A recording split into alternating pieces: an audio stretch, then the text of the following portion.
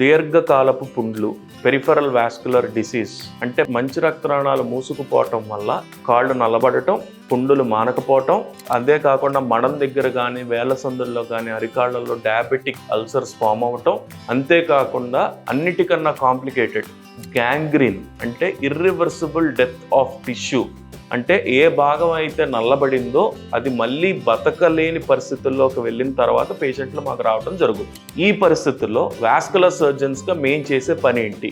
పూర్వం లేదా ఇప్పుడైనా సరే లాంగ్ సెగ్మెంట్ వెజల్స్ అంటే మనకి గజ్జల భాగం కాడి నుంచి మోకాళ్ళ దాకా వెళ్ళే పెద్ద రక్తనాళాలు మూసుకుపోతే కాళ్ళల్లో ఉండే చెడు రక్తనాళాన్ని తీసుకుని బైపాస్ ఆపరేషన్ చేయడం జరుగుతుంది. బైపాస్ అనేది బొడ్డు కాడి నుంచి మోకాళ్ళ దాకా చేయొచ్చు, లేదా మోకాళ్ళ కాడి నుంచి కిందకి చేయొచ్చు.